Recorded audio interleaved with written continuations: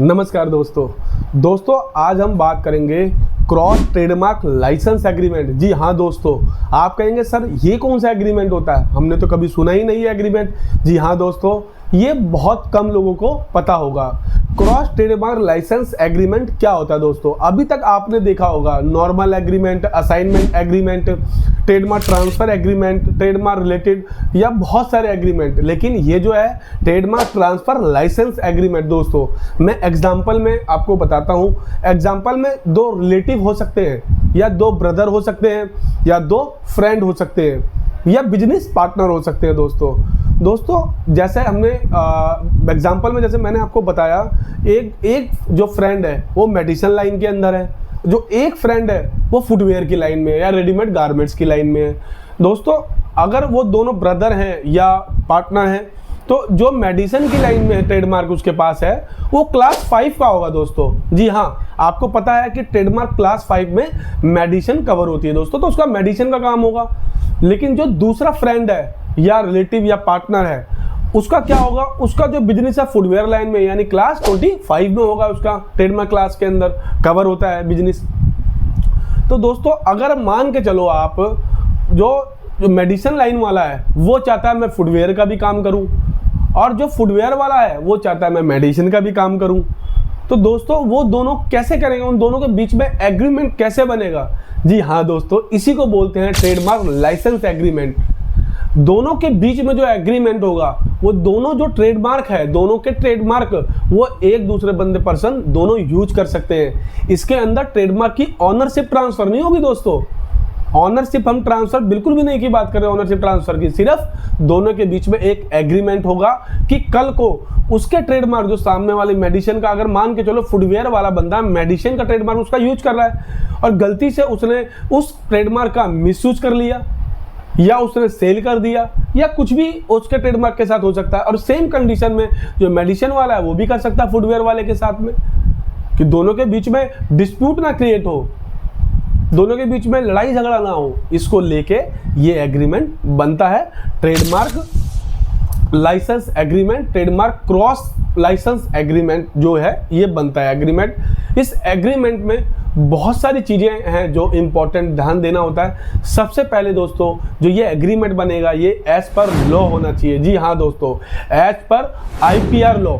जो IPR के अंदर जितने भी सेक्शन, IPR मतलब इंटेलेक्चुअल प्रॉपर्टी राइट। जी हाँ दोस्तों, ये भी एक प्रॉपर्टी होती है आपकी। तो आप जब ये एग्रीमेंट है, इसमें जो मेन चीज़ें हैं आपको क्या देखनी है, मेन चीज़ें क्या क्या है इसके अंदर, कि आप पहले सबसे फर्स्ट चीज़ दोस्तों जो मैंने बताया, आपका ये एग्रीमेंट पूरा एज पर लॉ होना चाहिए। जितने भी इसके अंदर लीगल पॉइंट्स हैं सारे के सारे अकॉर्डिंग टू लॉ होने चाहिए दोस्तों। अगर गलती से एक भी लाइन या एक भी पैराग्राफ अगर गलत मेंशन हो गया, तो बाद में वो जो एग्रीमेंट है आपका कोर्ट के अंदर, इन केस अगर डिस्प्यूट की कंडीशन होती है, तो वो एग्रीमेंट नल और वाइड कहलाएगा। जी हाँ दोस्तों, सिंपल भाषा में बोले तो कैंसिल हो जाएगा एग्रीमेंट, रिजेक्ट हो जाएगा वो एक तरीके से। जो अगर आपकी पिटीशन भी कोई कोर्ट में फाइल करते हो दोनों पार्टनर एक दूसरे के अगेंस्ट में, तो इसका बहुत ध्यान रखना है। तो जो एग्रीमेंट के जो लीगल पॉइंट्स है वो क्या क्या पॉइंट्स होने चाहिए, मेन पॉइंट्स क्या क्या होने चाहिए वो दोस्तों? सबसे पहले जो स्टैम्प पेपर है, जी हाँ दोस्तों, स्टैम्प पेपर है उसका जो अमाउंट होना चाहिए वो 300 से 500 रुपये के बीच में अमाउंट होना चाहिए। बाकी तो as per stamp duty account होगी, उसमें कितने का स्टैम्प पेपर होना चाहिए, कैपिटल कितनी है, वो सारी चीज़ें वो अलग पार्ट है। लेकिन जो स्टैम्प पेपर है, कुछ लोग होते हैं स्टैम्प पेपर 100 रुपये 50 रुपये के एग्रीमेंट बना लेते हैं, लेकिन बाद में उसमें बहुत प्रॉब्लम आती है।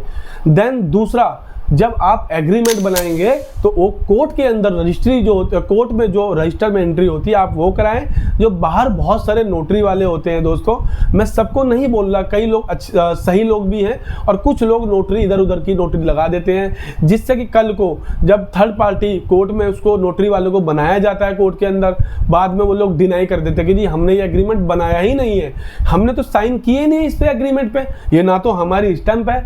तो आप इस चीज़ से बचें, आप कोर्ट के अंदर अपने एग्रीमेंट को रजिस्टर्ड कराएं। बल्कि ये तो ट्रेडमार्क का एग्रीमेंट है, बट मैं तो आपको ये सजेशन दूंगा, ये एडवाइस करूंगा, जितने भी आपके एग्रीमेंट है related to business, related to property या अदर टाइप के एग्रीमेंट्स है, सबको कोर्ट में आप रजिस्टर्ड करवाएं दोस्तों। तो जो ये एग्रीमेंट है, इसमें जैसे मैंने आपको बताया, स्टैम्प पेपर का बहुत ज़्यादा ध्यान रखना है। दोनों पार्टी के आधार नंबर होने चाहिए, KYC यानी आधार कार्ड, पैन कार्ड, फोटोग्राफ होने चाहिए दोस्तों। 2 विटनेस के ID होने चाहिए, आधार कार्ड, पैन कार्ड, फोटोग्राफ दोस्तों। जो विटनेस हैं इनकी सबकी डिटेल होनी चाहिए। और साथ में जो आप इसके अंदर लीगल पॉइंट्स मेंशन करेंगे, जैसे सबसे पहले दोस्तों जुरिडिक्शन, क्योंकि जुरिडिक्शन को लेके बहुत बड़ा सवाल हो जाता है। एक बंदा दिल्ली में है, एक बंदा बम्बई में है, महाराष्ट्र में है, राजस्थान में है, कितनी बड़ी प्रॉब्लम हो जाएगी। तो जुरिडिक्शन को मेंशन करना बहुत ज़रूरी है। देन सेकंड जो पॉइंट है, उसके अंदर आपको लिमिटेशन, जी हाँ दोस्तों, एग्रीमेंट की लिमिटेशन 3 ईयर 5 ईयर जो भी आपको बनाना है, आप उसके हिसाब से उसमें लिमिटेशन पीरियड जरूर डालें। और थर्ड, इसके अंदर आप जो भी उसके अंदर आप दोनों के बीच में सेटलमेंट हुई है, एक तरीके से आपके बीच में, दोनों के बीच में सेटलमेंट कह सकते हैं, या आपकी कुछ कंडीशन उनकी होगी, आपका ट्रेडमार्क यूज़ करने की, जो आपका यूज़ कर रहे हैं उनकी होगी, उनका ट्रेडमार्क की आपकी कंडीशन होगी, वो सारी कंडीशन मेंशन होनी चाहिए। अगर कोई अमाउंट है उस पर GST कितना % लगेगा, TDS लगेगा नहीं लगेगा, इनकम टैक्स है, यानी टैक्स के जो कंप्लाइंस है वो सारे मेंशन होने चाहिए उसके अंदर, ठीक है ना। जो आपका डिस्प्यूट है, डिस्प्यूट कौन कब कहाँ फाइल कर सकता है, इसकी सारे इसमें होने चाहिए मेंशन।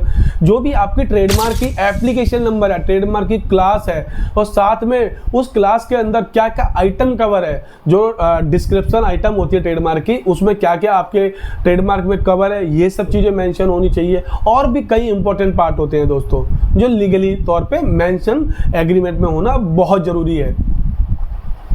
तो ट्रेडमार्क से रिलेटेड अगर आपका कोई भी क्वेश्चन हो, ट्रेडमार्क रिप्लाई फाइल करना हो, ट्रेडमार्क ऑब्जेक्शन हो, ट्रेडमार्क की हियरिंग हो, ट्रेडमार्क का अपोज फाइल करना हो, ट्रेडमार्क की काउंटर स्टेटमेंट फाइल करनी हो, या ट्रेडमार्क की दिल्ली हाई कोर्ट में या सुप्रीम कोर्ट में कहीं पे भी कोई भी पिटीशन हो सकती है, कैसे भी कुछ ऑर्डर्स हो सकते हैं, आप कैसा भी कोई भी काम हो, इससे रिलेटेड आपका ट्रेडमार्क से रिलेटेड कोई भी काम हो, ट्रेडमार्क का कोई असाइनमेंट है, अगर आपको ट्रेडमार्क ट्रांसफर करवाना है, या किसी ट्रेडमार्क जो लीगल ऑनर है उसकी डेथ हो जाती है, तो वो ट्रेडमार्क कैसे ट्रांसफर होगा, या कैसा भी कोई ट्रेडमार्क से रिलेटेड क्वेश्चन हो, आप हमारी टीम से बात कर सकते हैं। आपको थंबनेल पे नंबर मिल जाएगा दोस्तों। तो ट्रेडमार्क से रिलेटेड या ट्रेडमार्क एग्रीमेंट, कैसे भी एग्रीमेंट हो, बहुत सारे ट्रेडमार्क के एग्रीमेंट के ऊपर मैंने वीडियो बना रखी है दोस्तों, तो आप हमारी टीम से बात कर सकते हैं। थंबनेल पे नंबर आपको मिलेगा। आपको व्हाट्सएप के माध्यम से जुड़ना है दोस्तों।